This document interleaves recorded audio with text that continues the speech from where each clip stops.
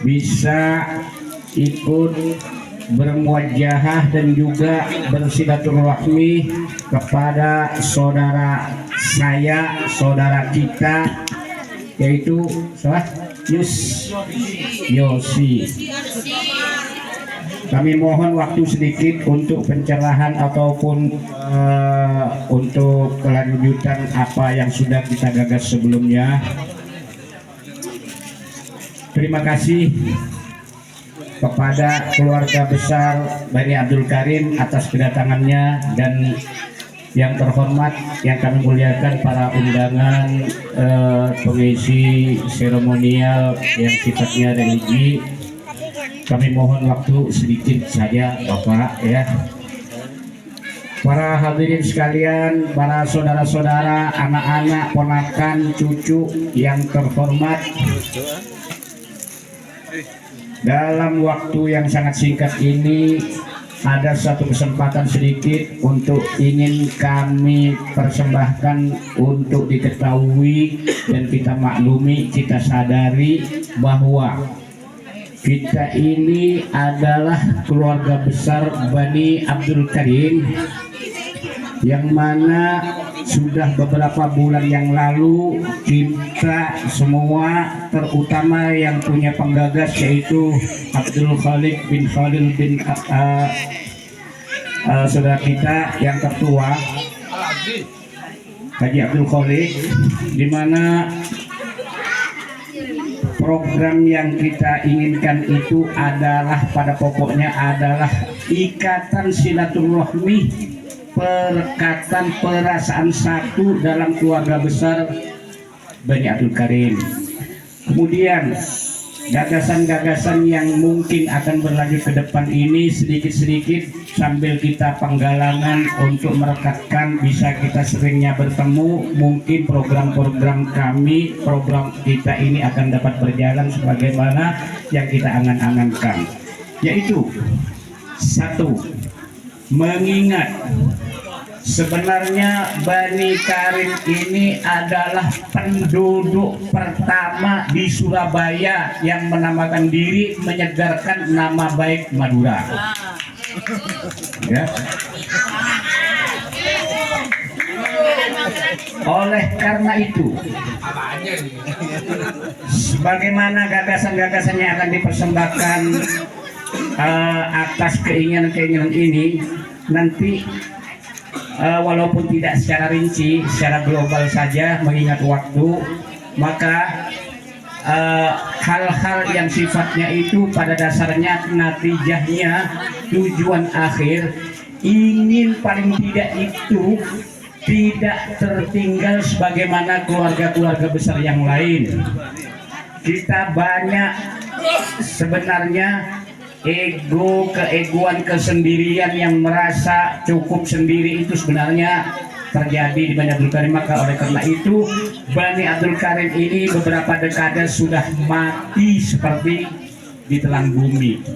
Akan tetapi oleh karena kesadaran dari para panisepuh yang masih ada, yang masih tersisa sekarang, yang kita tuakan istilahnya saudara kita yaitu Haji Abdul Khalik, maka barangkali ide-ide apa yang kira-kira nanti itu akan bisa merekatkan kita dan bisa merasa, katanya orang Madura, sense of belonging.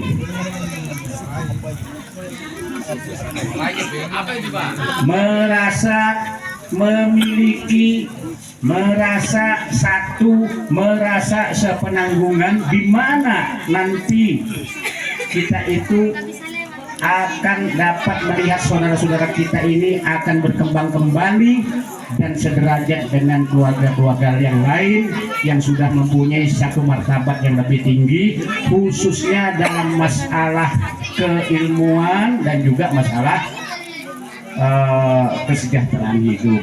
Oleh karena itu kami serahkan pertama ini untuk membuka hal ini kepada saudara kami Haji Abdul Khalik. Assalamualaikum warahmatullahi wabarakatuh.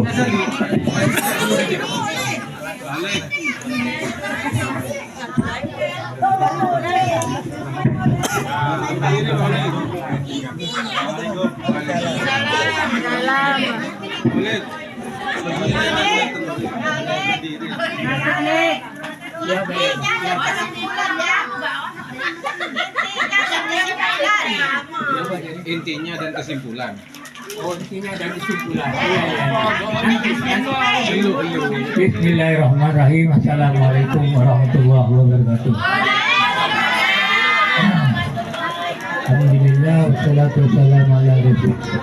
Berdiri mana ya? Begini ya. Iya berdiri. Aduh. Rumah pakai. Foto. Gini. Ini adalah hall 40 tahun abah kita. Ya. Artinya sudah 40 tahun dia meninggalkan kita dan meninggalkan sesuatu yang sudah kita lihat dan mungkin tidak kita lihat. Kalau 40 tahun itu saudara, sama saja dengan usia Nabi. Ketika beliau lahir sampai diangkat menjadi Nabi, itu usianya 40 tahun. Jadi mestinya setelah saat ini kita menjadi lebih dewasa. Ya, lebih dewasa. Cara mengambil pelajaran supaya menjadi dewasa, saya ambil dari sejarah aja. Sejarahnya keluarga kita nggak jauh-jauh. Abah Romli. Abah Romli itu secara fisik yang kita lihat adalah pribadi yang mampu menguasai ekonomi secara pribadi. Kemudian kenangan yang tertanam di kita waktu Abah Romli masih hidup itu masih kecil. Ketika masih kecil, hubungan antara kita dengan beliau adalah hubungan anak dan bapak. Hubungan anak dan bapak, kalau bapak sungguhan, maka dia akan sering mukul kita atau mengatur kita dengan tanpa melihat kiri kanan. Tapi abah satu ini, abah keturunan ini, yang kita kenal selama ini adalah pribadi yang gampangnya roman. Ya, kalau 17 kalau hari raya kita ke sana bisa alami. Kalau semua anak keturunannya Bani Karim kalau hari raya jelas pasti masuk ke rumah Pragoto. Untuk apa? Salaman ya, Abah Romli. Pragoto. Iya, dapat angpau. Itu yang konkret, ya, yang kelihatan mata. Tapi yang tidak kita lihat adalah sesuatu yang lebih mulia dari itu. Bukan hanya urusan angpau, tapi ide-ide besarnya. Dan itu terus terang aja tidak saya peroleh dari pengalaman pribadi, tetapi dari kumpulan informasi sini sana. Anak Haji Abdul Karim itu yang terkenal itu dua, Abah Romli dan Abah Mustafa Karim.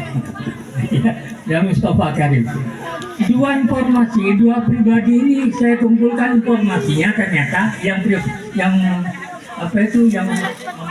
manis-manis ya adalah pribadi yang menginginkan sesuatu yang tidak terucapkan. Gampangnya begini, salah satu dari kita, ya, generasi kedua atau ketiga nih, generasi kedua ya, itu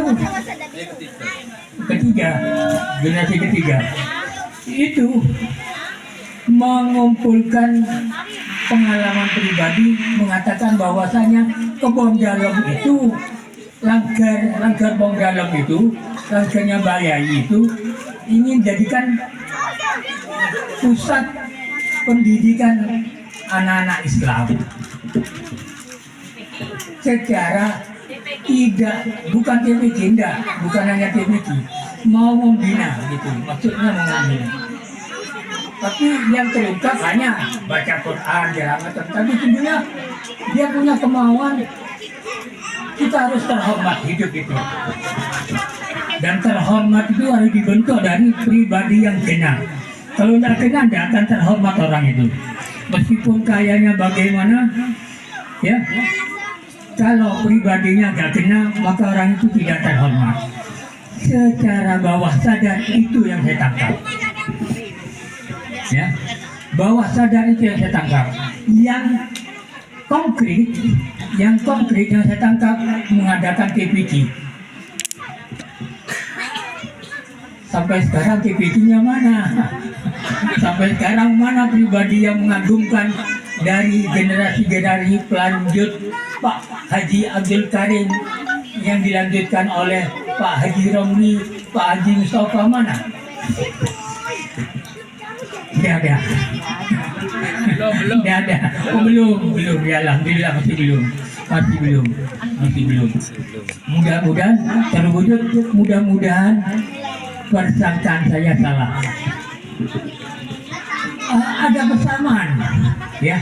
Nah, ini melanjut ke organisasi kita ini. Sesungguhnya pandangan Abdul Karim itu punya, Abdul Karim dan Haji Romli itu punya pandangan ingin membentuk pribadi dari keturunannya adalah pribadi yang terhormat. Dan kita juga begitu. Organisasi ini adalah organisasi bersama yang ingin membentuk manusia yang kena. Target awalnya adalah memberi pendidikan yang bagus. Tapi kita tidak bisa mendirikan sekolah. Tidak bisa. Tidak ada dana, tidak ada kemampuan. Yang kita dapat, yang kita punyai adalah anak yang bisa kita bentuk apa mau kita. Kita punya anak, itulah yang bisa mewujudkan angan-angan kita, yaitu generasi yang terhormat. Ya, maka diturunkan satu kebijaksanaan subsidi belajar, ya, subsidi belajar. Saya nggak bicara tentang kenapa kok nggak jalan-jalan. Subsidi belajar nggak jalan-jalan. Alhamdulillah masih jalan. Kebijaksanaan kita adalah bahwa subsidi belajar ini diturunkan dan dijalankan oleh kelompok-kelompok. Maka yang bisa berjalan hanya kelompok Haji Zainab dan kelompok Haji Mustafa. Ya, tapi itu cuma berjalan di lingkaran kelompoknya. Tidak bisa masuk ke kelompok yang lain, masuk ke kelompok Haji Muhammad Hafid, tidak bisa. Huna, tidak bisa. Kenapa? Karena kita melarat. Kita melarat.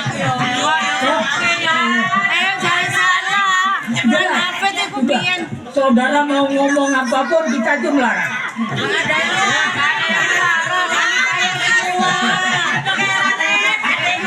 Betul. Kalau saya bicara ini adalah dalam urusan ekonomi untuk membantu orang lain. Yang terjangkau hanya saudara-saudara saja. Yang lain tidak. Padahal kebutuhan kita untuk mendonasi saudara-saudara kita sangat besar. sangat besar.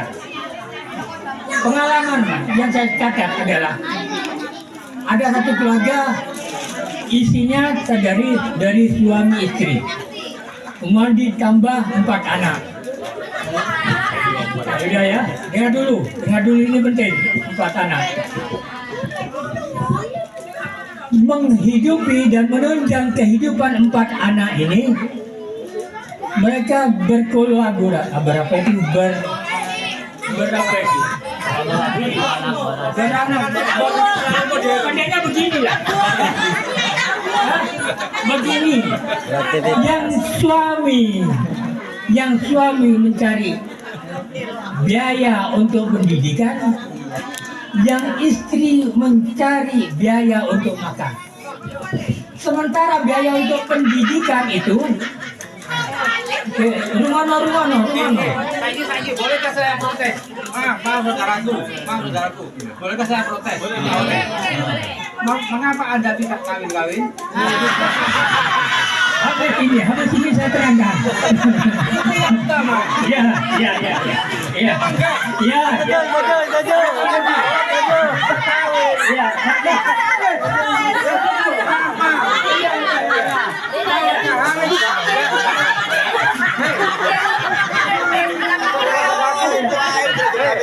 Terlalu banyak ide. Terlalu banyak ide oleh. Tapi pada saat akhirnya dia tidak beristri. Percuma idenya. Membentuk diri tapi tidak bisa.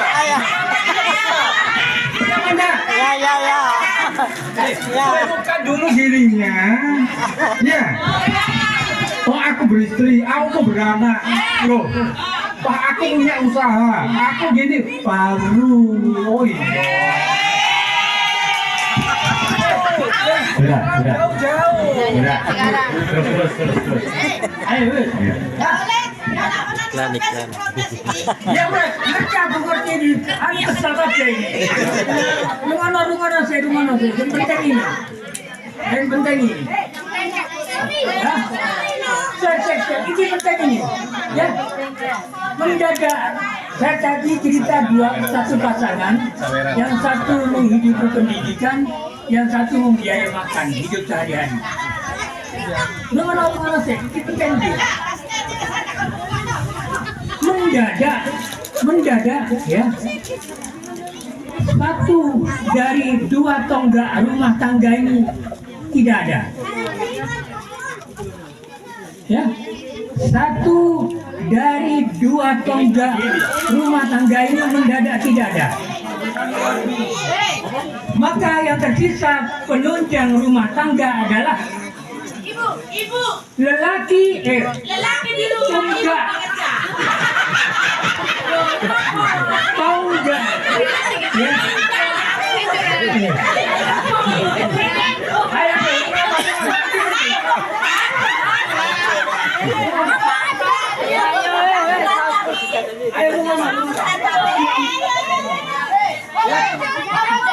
Mendadak ya, tonggak satu hilang, tinggal satu.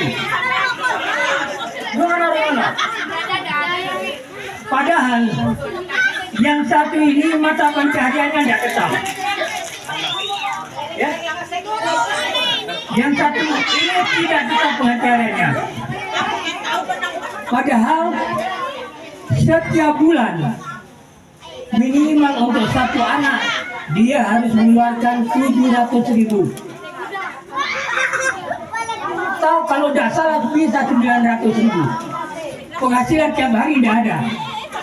Dan itu gambaran yang banyak terjadi di lingkungan kita. Maka saya pikir kebijaksanaan untuk mendukung satu keluarga, satu kelompok keluarga diatasi oleh satu kelompok keluarga, satu pribadi keluarga tidak cukup. Kenapa? Karena minimal 2 kelompok keluarga tidak tertanggulangi. Ya.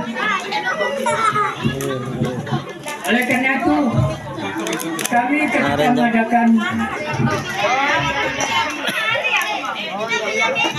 ketika mengadakan rembukan ulang, oh ada lagi satu. Satu keluarga mati, tonggaknya satu. Kemudian tonggak yang satu ini mengambil kebijaksanaan kawin dengan tonggak yang lain. Dan saudara beranggapan itu tidak cukup untuk menanggulangi kesulitan keluarga? Tidak. Ya, tidak bisa. Si ibu, Si anonan jero ning, bola-bola jero. si ibu dan abah ini tidak mikirkan anaknya. Ya, Ini kan kafir itu. ya, tidak dipikirkan anaknya. Yang penting saya cinta sama istri cinta sama suami. Anak tidak dipedulikan. Anak ketika mondok disuruh pulang, tidak ada uang. Bapak tidak menggobres anak ini. Ya, tidak digobres anak ini. Kalau sudah begitu, apa yang akan kita lakukan? Bisa kita bayangkan anak ini akan jadi apa besoknya. Oleh karena itu, mau nggak mau kita harus turun tangan menolong dia, menolong keluarga yang kehilangan tonggak, menolong keluarga yang batas kemiskinannya di bawah normal, bukan hanya miskin, di bawah standar miskin. Kemiskinan ekstrim. Ekstrim. Ya. Kita harus berpikir di sana. Padahal tugas kita adalah ingin mengangkat derajat anggota Bani Karim. Kalau hanya slogan ngomong gini-gini, siapa yang nggak bisa? Siapa yang nggak bisa? Hah? Kalau idol, ini, siapa yang nggak bisa? Hah? Harus kita ambil kebijaksanaan mulai sekarang. Pikirkan juga kelompok keluarga yang tidak punya apa-apa itu. Maka setelah rembukan di antara pimpinan, di antara pimpinan, ya kami mengambil kebijaksanaan bahwa betul kebijaksanaan kelompok per kelompok tetap jalan, sementara kita turunkan kelengan, ya. Kita turunkan kelengan kepada tiap kelompok. Di kelompok itu nanti anggotanya ngisi terserah, mau ngisi sirip P, durip P, telur P terserah. Tapi yang penting isi. Itu kan kayak Ya. nunggu serahkan. Isi itu. Itu. Nah. Dari sana kita per bulan akan mengumpulkan uang itu, kemudian akan kita berikan ke kelompok Bani yang derajatnya di bawah standar tadi, di bawah derajat kemiskinannya di bawah standar. Jangan itu harga diri itu ya, bukan harga diri. Ya, ya gitu. Jadi nanti per kelompok, mudah-mudahan Yusi nanti mau dikasih apa kaleng. Ya sih ya, kasih kaleng per bulan akan kita tamperi. Dan nanti kita salurkan ke pribadi yang membutuhkannya, gitu ya. Kemudian kebijaksanaan yang lain.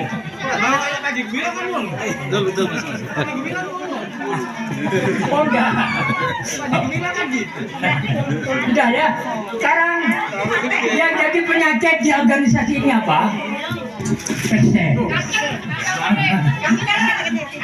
Ya kanker, peste itu kanker. Ya. Ada omongan, wah itu Pak Adisub. Halo bro. Telah mandi Pak Adisub yo apa iki? Ya, Kesasar. Ya aku kesasar wajar. kanker ini berupa PC ya. Sementara di tengah-tengah organisasi bergulir pendapat bahwa kita sudah kaya, ya, sudah kaya banyak uang. Nah, saya ingin memberikan penjelasan bahwa uang yang ada di kantong organisasi adalah 600.000 rupiah. 600.000 rupiah. Yang 400 dari perkumpulannya Haji Eni pada waktu di Bangkalan kemarin ada terkumpul uang 400 ya.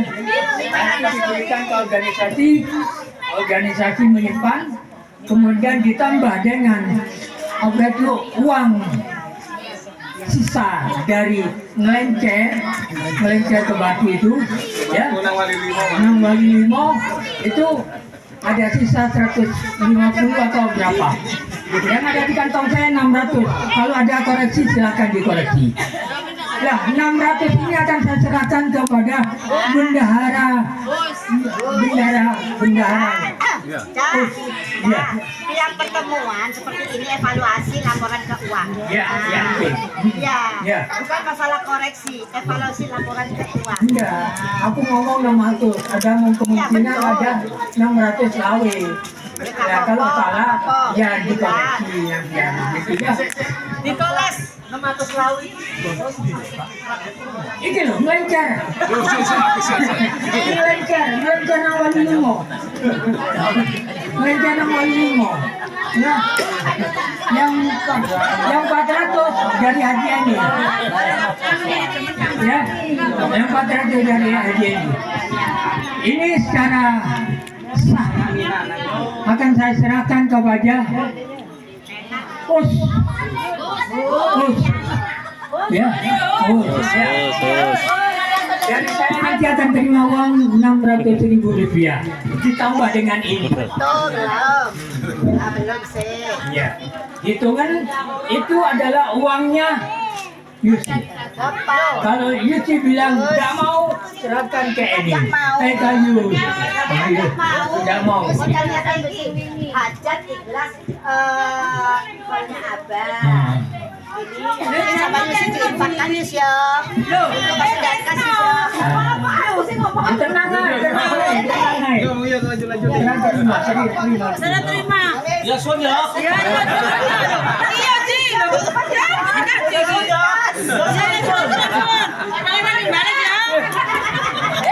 Jangan macam ketinggalan Yus aja Joko. Tambah infak Yus.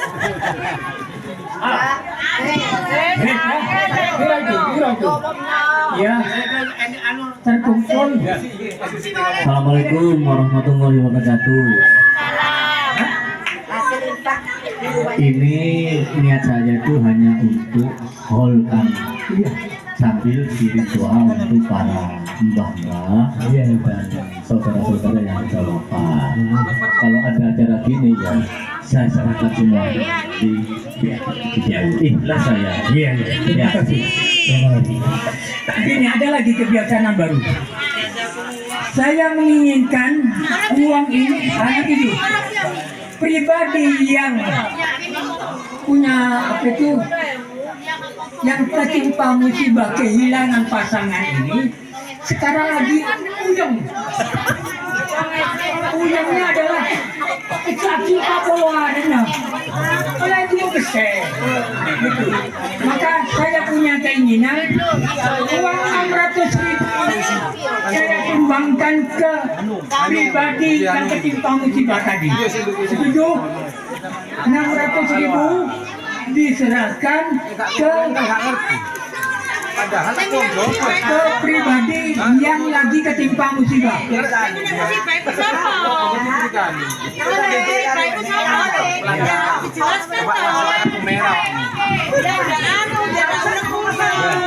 ya.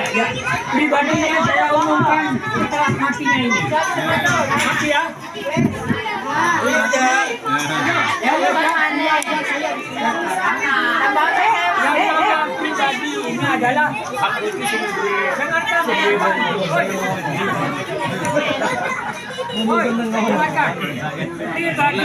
Kotak elang. Kalah iya. Moderatornya kalah. Dia makan.